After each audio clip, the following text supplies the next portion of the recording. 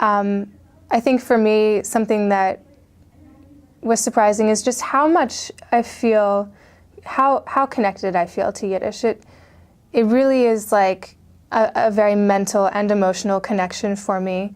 And again, I really do think that's because, in part, I'm trying to connect with family that I never knew, and, you know, just, it kills me to think that my parents and their parents never were curious about where they came from and family history, and didn't really save anything.